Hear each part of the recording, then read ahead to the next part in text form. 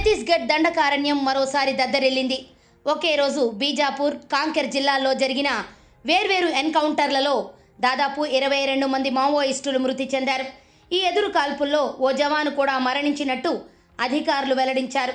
2026 మార్చి 31 నాటికి దేశంలో నక్సలిజంను పూర్తిగా నిర్మూలిస్తామని ఇప్పటికే అమిత్ షా ప్రకటించారు. దీన్ని నిజం చేస్తూ భద్రతా బలగాలు రెచ్చిపోతున్నాయి. ఒకే రోజు 2 వేర్వేరు చోట్ల జరిగిన ఎన్కౌంటర్లలో పదుల సంఖ్యలో మావోయిస్టులను భయపెట్టారు.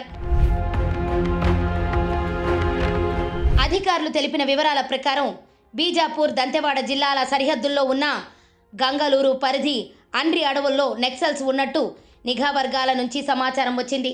దీంతో అన్ని యూనిట్ల బలగాలు గురువారం ఉదయం 7 గంటల నుంచే అడవుల్లో భారీ స్థాయిలో కూంబింగ్ ఆపరేషన్ చేపట్టాయి.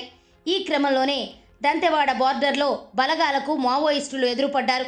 ఈ క్రమంలో కొన్ని గంటల పాటు ఇరు వర్గాల మధ్య ఎదురు కాల్పులు జరిగాయి. ఈ కాల్పుల్లో మావోయిస్టులకు భారీ నష్టం వాటిల్లినట్లు దంతెవాడ జిల్లా అధికారులు వెల్లడించారు. ఈ ప్రాంతంలో 18 మంది మావోయిస్టుల మృతదేహాలను గుర్తించినట్లు తెలిపారు. ఘటనా స్థలంలో పెద్ద ఎత్తున ఆయుధాలు, పేలుడు పదార్థాలను బలగాలు స్వాధీనం చేసుకున్నాయి. బీజాపూర్ ఎదురు కాల్పుల్లో ఓ జవాను కూడా ప్రాణాలు కోల్పోయినట్లు అధికారులు వెల్లడించారు.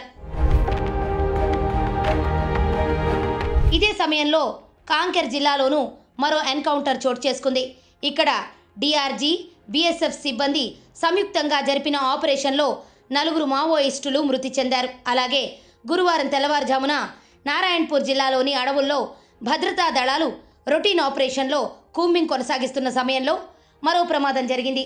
ఉదయం 3 గంటల ప్రాంతంలో ఒక ఐఈడీ పేలుడు సంభవించింది. ఈ ప్రమాదంలో ఎవరూ మృతి చెందలేదని అధికారులు వెల్లడించారు. అయితే ఇది భద్రతా బలగాల కోసమే అమర్చిన బాంబేనని బలగాలు అనుమానిస్తున్నాయి. దీంతో ఆ చుట్టుపక్కల ప్రాంతాల్లో విస్తృతంగా కూంబింగ్ నిర్వహిస్తున్నారు. గత కొంతకాలంగా ఛత్తీస్గఢ్లో యాంటీ నక్సల్స్ ఆపరేషన్ కొనసాగుతోంది.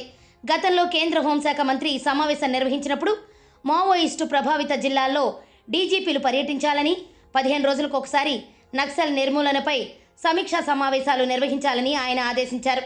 అందులో భాగంగానే ఒడిశా, ఛత్తీస్గఢ్, జార్ఖండ్, తెలంగాణ, ఏపీ రాష్ట్రాల్లోని పోలీసులు నక్సల్స్పై ఫోకస్ చేశాయి. ముందుగా మంచితనంతో వారిని జనజీవన స్రవంతిలో కలవాలని, స్వచ్ఛందంగా వారు వచ్చి లొంగిపోయేలా చూడాలని అన్నారు. కానీ ప్రస్తుతం జరుగుతోన్న ఎన్కౌంటర్లలో ఆ పరిస్థితి ఎక్కడా కనిపించడం లేదు.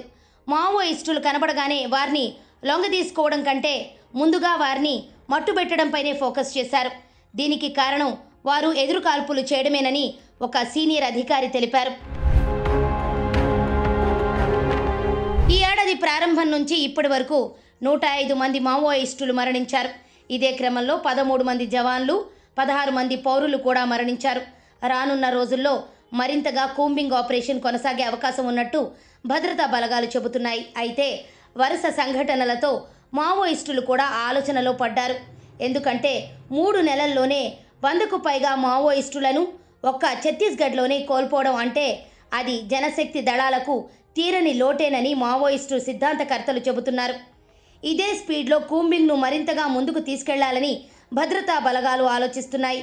మొత్తంగా దండకారణ్యాన్ని ఖాళీ చేసే వరకు కేంద్ర ప్రభుత్వం నిద్రపోయేలా లేదు.